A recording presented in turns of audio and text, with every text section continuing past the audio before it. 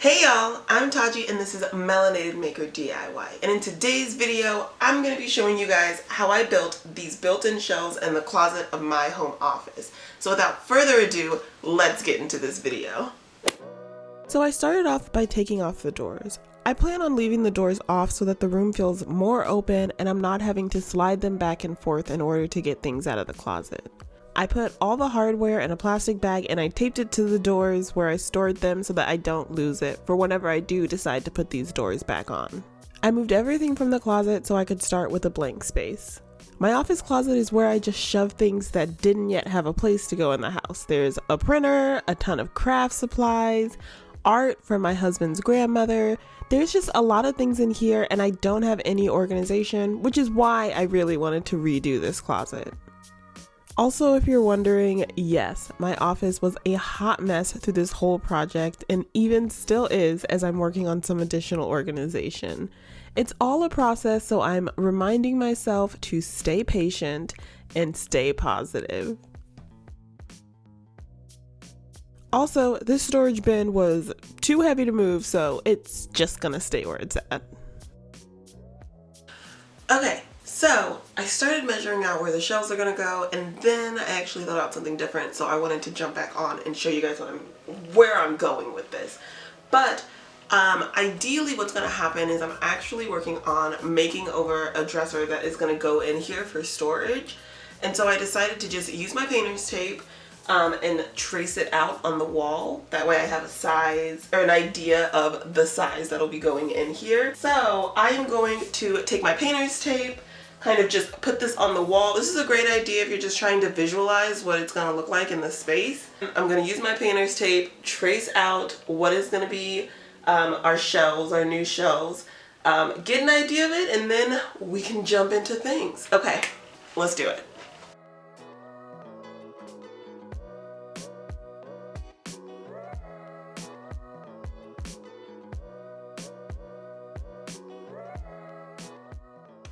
Alright, so I managed to get the storage dresser out, but here we are.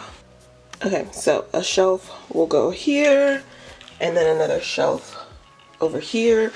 Obviously with the dresser right here, I'll be able to put some things on top of it, and then our long shelf up here. One of the tricks I always use is to take into account the width of the blade. So I'll make a line for the length that I need, and then I make a second line 1/8 of an inch from that. That way I can line up my saw between those two lines and get the perfect cut every time. So to start, I cut all the pieces that are attached to the wall. I use 1-inch wood slats to frame out the base of the shelf, and I cut them to the length of the back of the shelves and 2 pieces for the sides.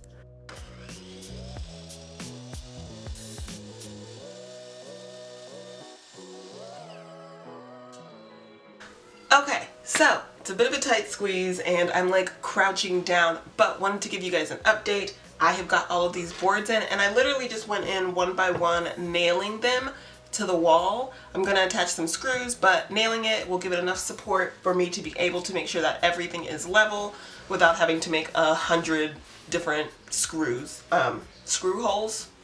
You get it. So what I'm working on now is I just need to finish these 2 pieces here. This one piece behind me here is actually just a 1x2 board, and I'm doing that because there's going to be this long shelf that's going to come back behind me, so I want to make sure that it's nice and supported. I'm looking at the shelf above as well, and they also used a 1x3. They also used some brackets, which I don't know if I'll use, but I think the 1x3 is a good idea, so I went ahead and kept with that. 1x2. Oh, okay. It has been a long day, but yeah, we'll get to it.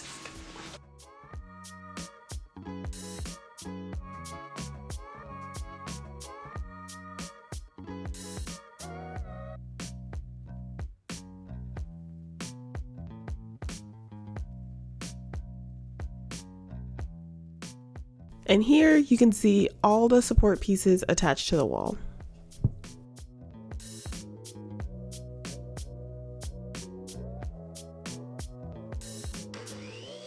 So I ended up deciding to add a front piece to the support, essentially creating a box frame for the shelf to sit on. Since I was leaving room in the front of the supports for the trim to sit, I used pocket holes so that they could fit between the two side support pieces. It felt necessary for the top shelf since it's so long, but the bottom shelves could probably take it or leave it. I like to err on the side of caution and extra stability, so I added front pieces everywhere. It might sound confusing, but here's a clip to show you what I mean.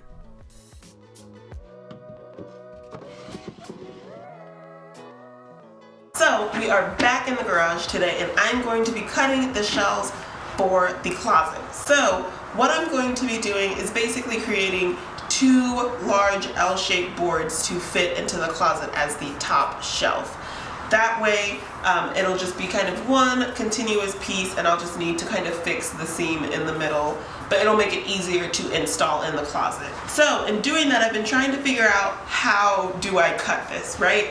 So I started by trying to look at the table saw and figure it out that I could run it in, but then I would have to back it out, and that just didn't feel incredibly safe without damaging the wood. I started thinking about the jigsaw, but then I realized that it was just going to be all over the place, that was not going to be a good idea either. So finally I landed on the Rip Cut, and this is something that I've had in my garage for a while, so it just made perfect sense to pull this bad boy out and use it for this project. And basically what it is you can attach your circular saw to it, and it just creates a guide. That way you can make safe rip cuts. It's basically a tool if you don't have a table saw, but it also works especially great in this case when you don't want to rip the board completely down. But you just run it along the top of it, and that way you can get a very straight cut using this guide here on the side to keep your cut straight. So that's what I'm going to do. I'm going to give that a good old try and we will see how it goes. But yes, we're in the garage, we're working on stuff, we're getting it done. Let's do this. So the previous night I measured an outline where I needed to cut, so once I figured out how I was going to make those cuts, I got to work.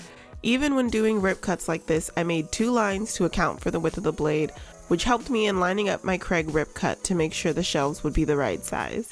The Kreg Rip Cut is a super easy tool to use, and I've used it on a number of builds before I got my table saw.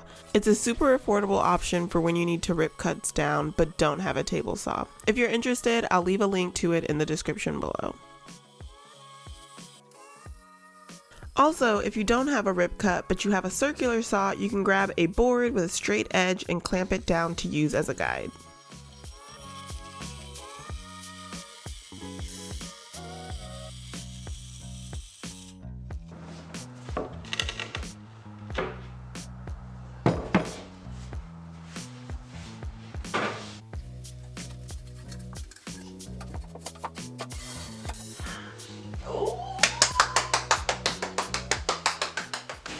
Okay, it fits. Cool. So I need a support beam here, and then maybe a couple of other supports to come across here just to support the shelf, because I'm going to put some heavy books up here. But this was the hard part, and now it is over. Okay, I'm going to go work on some support beams. It fits! Now that the shelves are in place, I added the support pieces under the shelf for stability because we don't destroy drywall on this channel, and I wanted to make sure this shelf would be able to withstand any heavy books I put on it. While I was on my extra support kick, I decided to include 2 support brackets to the bottom of the shelf so that there wasn't even a chance of catastrophe striking.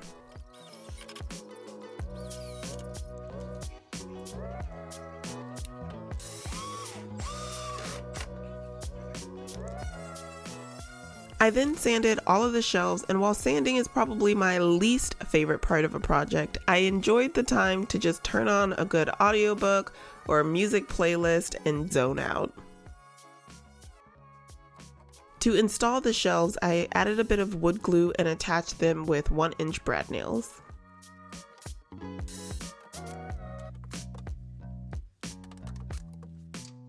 After all the shelves were put in, I started on the trim. I measured the shelf fronts and used some 1x3 lumber and cut them at a 45-degree mitered edge to wrap around the top shelf.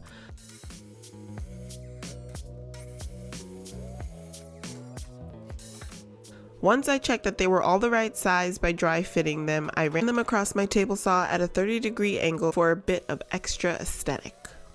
And yes, I do practice all of my cuts on the table saw before I make them. Safety first. We ain't losing no fingers over here.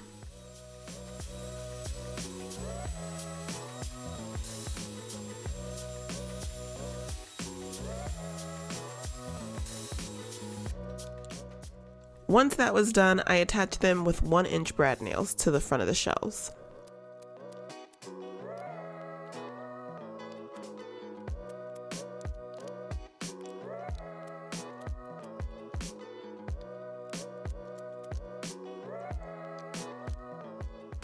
The finishing stage of any project is great because you really start to see the project come to life. I sunk any exposed nails with a hammer and a nail set, and then I started filling in the nail holes with wood filler.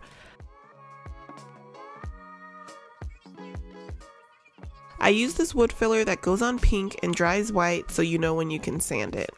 Once it was dry, I sanded all the spots down with a 220 sanding block. After, I wiped all the dust off because it was time for caulk and paint. I ran a thin bead of caulk along the seams of the shelf and smoothed it with my finger to make sure it's pressed into the crack. For painting, I used Sherwin Oxford White and painted it on with a foam roller and a chip brush for some of the corners. Afterwards, I didn't get it on camera, but I did apply a quick coat of polyurethane as a sealer so that the paint wouldn't scuff. I'll be sure to link everything down in the description below.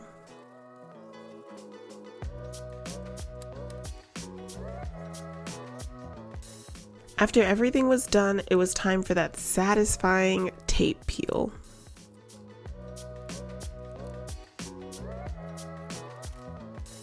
After that, the only thing left was to style the shelves and move my books into their new space.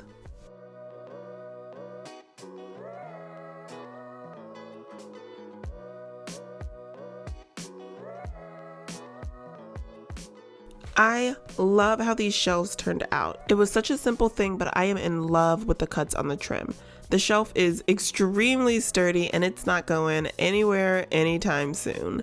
The sealed white paint is such a clean, bright look for my home office. The whole mood and aesthetic of my home office has changed with these built-in shelves. This is a great project, not only for the purpose of having built-in shelving, but would also be great if you're making over a pantry or a linen closet, or if you're just looking for a small scale solution. Be sure to check out the detailed plans and the list of all the materials and tools I used in the description below. If you like this video, I'd love it if you give it a thumbs up, and if you want to see more videos like this, I'd encourage you to subscribe and hit that notification bell so you don't miss any future videos. Thank you guys so much for watching, and I will see you in the next video. Bye.